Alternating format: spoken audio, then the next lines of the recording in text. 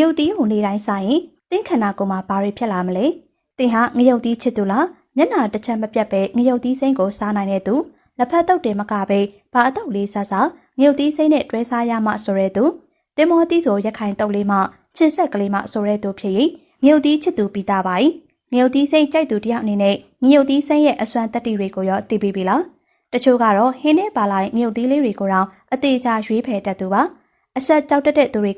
ငရုတ်သီးကိုအစိမ်းရောအမဲ့ရောရှောင်တက်ပေမဲ့ငရုတ်သီးရဲ့အံအောင်လောက်ကြအကျိုးကျေးဇူးတွေကိုသိလိုက်ရရင်ကိုယိုမစားတော့ဟင်းနဲ့ထည့်ချက်တာလောက်ကိုခွင့်ပြုကြမယ်ထင်ပါ၏ဒါကြောင့်မင်းဟိုးရခင်းတဲ့ကမြမဟင်းလျာတွေမှာဘာလေးချက်ချက်ငရုတ်သီးစိမ်းလေးခတ်ပြီးချက်ပြုတ်တက်ကြတာထင်ပါ၏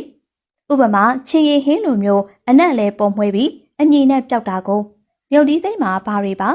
ငရုတ်သီးစိမ်းကဗီတာမင်စီကျွဲဝပြီးအနှစ်လုံးထောင်းကျိတ်ကြတဲ့ငရုတ်ခြောက်တွေမှာဗီတာမင် A ပိုများပါ၏အစိမ်းရောင်သို့မဟုတ်အနီရောင်ဆိုတဲ့ငရုတ်သီးတွေမှာဓာတ်တိုးဆန့်ကျင်ပစ္စည်းဘီတာကယ်ရိုတင်းပါဝင်မှုများပြီးဗီတာမင် B နဲ့ E တန်တန်နဲ့ပိုတက်ဆီယမ်ဓာတ်တွေလည်းပါဝင်ပါ၏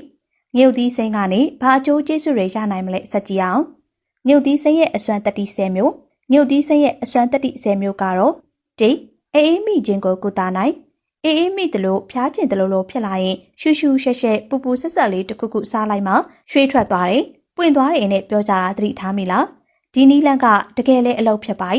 ငရုတ်သီးစိမ်းနဲ့စားလိုက်တာနဲ့ဥပမာချင်းဆက်ဟင်းရိပ်အပူရှာပူအဆုပ်ရဲ့လှုပ်ဆောင်ချက်ကိုနှိုးဆွပေးပြီးခန္ဓာကိုယ်ကိုအားဖြစ်စေပါ යි ချွဲတလိပ်တွေချောင်းစေပြီးချောင်းဆိုးတက်တာစေပါ යි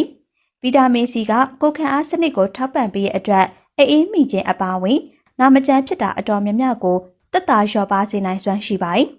နှစ်ရောင်ရမ်းမှုတွေတက်တာစေနိုင်နာတာရှည်ရောင်ရမ်းမှုဝေဒနာကတင့်ကြမ်းမာရေးကိုအားနည်းယွံ့ယွင်းစေပြီးတခြားရောဂါတွေဝင်လာစေနိုင်ပါ යි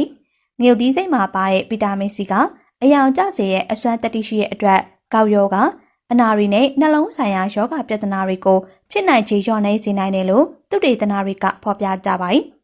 ၃အနာကျက်မြန်စေနိုင်ဗီတာမင်စီကြောင့်ပဲအနာရီဒဏ်ရာတွေကိုအကျက်မြန်စေပါ යි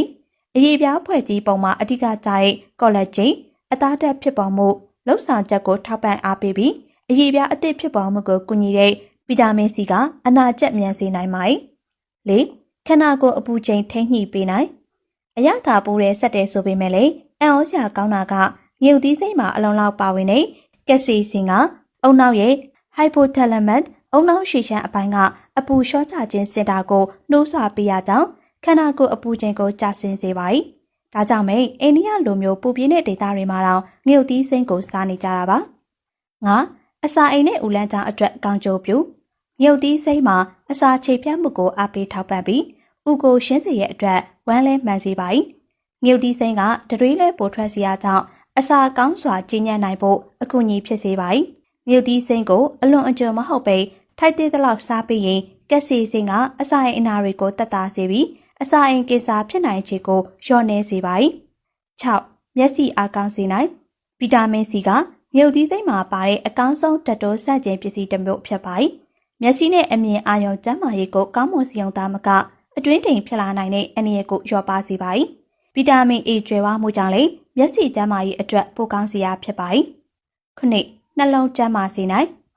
ကက်ဆီစင်ကြောင့်ပဲနှလုံးကျန်းမာရေးကိုနည်းလမ်း2မျိုးနဲ့အကျိုးပြုနိုင်ပါ යි တနည်းကသွေးတွေကကိုလက်စထရောပမာဏကိုလျှော့ချပေးပြီးနှလုံးသွေးကြောတွင်ကိုလက်စထရောစုပုံခြင်းကိုရှင်းလင်းပေးပါ යි ဒါ့အပြင်နှလုံးသွေးကြောတွေကိုကျုံစေပြီးတခြားကိုယ်တွင်အင်္ဂါတွေစီသွေးလည်ပတ်မှုကိုဟန်တားနေတဲ့မျိုးဗီဇတစ်ခုခုနဲ့လှုပ်ဆောင်ချက်ကိုတားဆီးပေးခြင်းဖြင့်သွေးလည်ပတ်မှုကိုကောင်းစေပါ යි သွေးကြောတွေကိုချဲ့ပေးရဲ့ကပ်ဆေးစင်ကသွေးလည်ပတ်မှုကိုကောင်းစေပြီးနှလုံးကျန်းမာစေရဖြစ်ပါ යි ၈ကင်ဆာကာကွယ်နိုင်ငရုတ်သီးစိမ်းရဲ့ကပ်စင်ဆေးကကင်ဆာရောဂါမဖြစ်စေဖို့သို့မဟုတ်ကင်ဆာဆိုးရွားမှုအဆင့်ကိုနှေးကွေးစေဖို့အထူးသဖြင့်စီးကျိတ်ကာကွယ်ပေးပါ යි ဗီတာမင်စီရဲ့ဓာတ်တိုးဆန့်ကျင်အာနိသင်တွေကကင်ဆာကာကွယ်တဲ့လှုပ်ဆောင်ချက်မှာပါဝင်ထောက်ကူပေးပါ යි ၉အသားရည်နဲ့စံသားကိုကျန်းမာစေနိုင်ထမင်းစားတဲ့အခါအတော့လေးထဲမှာဖြစ်ဖြစ်ငရုတ်သီးစိမ်းလေးထည့်စားရင်အသားရည်လည်းနှုတ်ပြိုးစေပြီးအရေးပြားကျန်းမာရေးအတွက်ပါကောင်းပါ යි အရေးကြောင်းတွေကိုလည်းမဖြစ်စေပါဘူးတဲ့ဗီတာမင်စီကြောင့်ဆဲရီကိုအောက်ဆီဂျင်ဓာတ်တိုးပျက်စီးစေခြင်းမဖြစ်အောင်ကာကွယ်ပေးပြီးအရွယ်မတိုင်မီရစ်ရော်မှုလက္ခဏာတွေကိုလျော့ပါစေပါ යි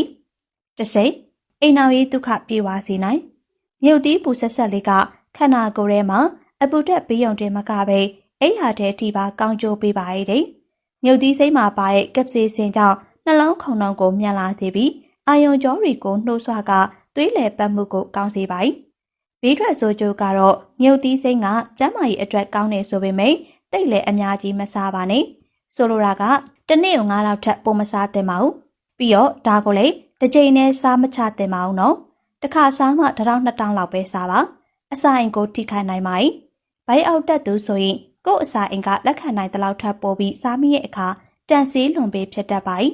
အဆက်တန်ကိုမခံနိုင်ရင်နှုတ်အေးတစ်ခွက်တောက်လိုက်ရင်တက်တာသွားပါလိမ့်မယ်။မြုပ်သီးစိမ်းတွေကအမျိုးအစားမတူကြသလိုအဆက်အရသာလည်းအစစ်အလိုက်ရှိရဲ့အတွက်အဆက်သိပ်ပြင်းတာမျိုးအမြဲမစားသင့်ပါဘူး။တဘာဝအကျိုးကျေးဇူးတွေရှိလို့နှစ်သက်လို့စားသုံးခြင်း